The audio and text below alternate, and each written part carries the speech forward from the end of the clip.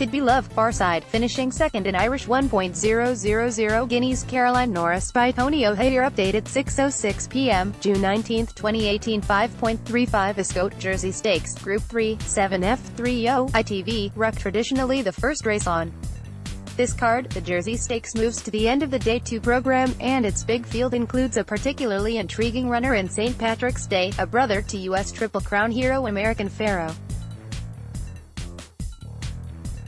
He will be making his European debut after transferring from Bob Baffert's stable.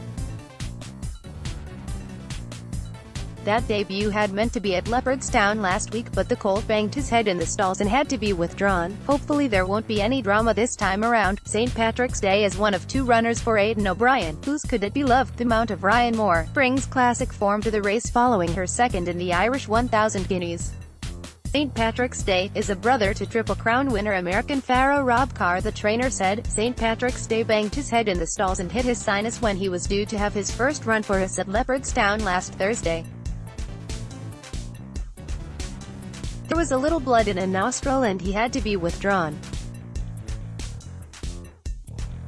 He seems fine, and hopefully he'll go well, but he should come on a ton for the run," he added. Could It Be Love ran a stormer when second in the Irish 1,000 Guineas, and we think that dropping down to 7 furlongs will suit her well. Jersey boy Sir Michael Stoute, who has won the Jersey 5 times, with Eddie and Gerard 1977, Hard Fought 1980, Zilzal 1989, Among Men 1997, and Jeremy 2006. This year saddles Expert Eye, who was so impressive was he in his first 2 races as a juvenile but has not been able to replicate that this season. What they say. Hugo Palmer, trainer of our beloved Hayes Newmarket, and ran very badly there twice, so we went to Carlisle for a confidence booster, which worked out nicely, and he seems to have come on for it.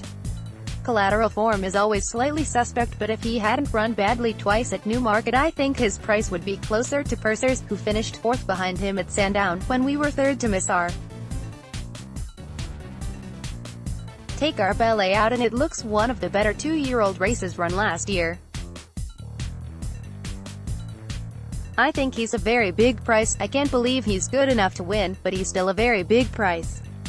Jessica Harrington, trainer of Brother Bear. This is a very hot race, but he's been in really good form since winning a listed race over the trip at NORRIS last time. He was 4th in the Coventry last year and ran to his mark at NORRIS. I'll be delighted if he produces a similar performance. Emirati has always been high regarded and very nearly defied a high mark last time. Edward Whittaker, John Gosden, trainer of Emirati and Purser. Emirati ran a great race when just touched off in a handicap at Goodwood last time and is a hold-up horse, so will need to get the splits.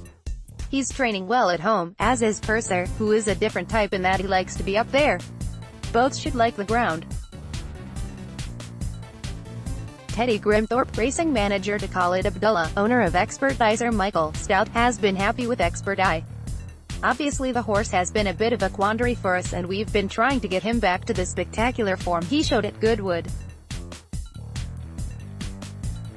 We're hopeful, although it's not a given. But he's in good shape and everyone seems happy. Wesley Ward, trainer of Hemp, hooray, he'd be the longest outside chance of what we have. He's a talented horse and an extremely good sprinter. I think he'll do us proud. William Haggis, trainer of Society Power and Headway. Society Power is up from handicaps, so it's going to be interesting with him. He's gone through his handicaps well, but at the weights he's got no chance of beating Emirati. However, he's a horse who seems to know where the winning post is, and we hope Jamie Spencer will be a good fit as he rides the track very well and the horse doesn't mind waiting a bit.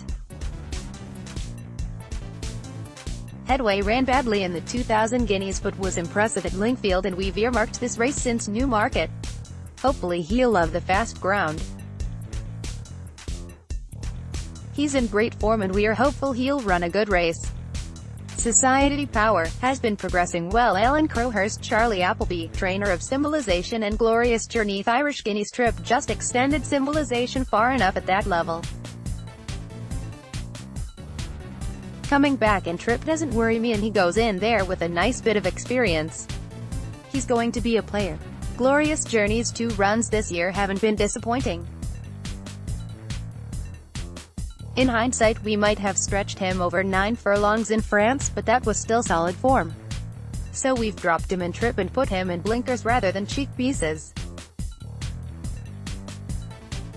He produces the work we see at home. I think the style of the race will suit him and he might come into his own at the end of the race. Martin Mead, trainer of Walk in the Sun, he's been with us for 3 months and I suppose the first question is, what's he like on turf? Luckily we have the facilities and he's acquitted himself very well against the horses I've worked him with on the turf. He was in the St. James's Palace. That would have been a big ask, but I think he has every chance of going really close here on the basis of his homework. Read exclusive previews of Royal Ascot from 6 p.m. tonight on racingpost.com.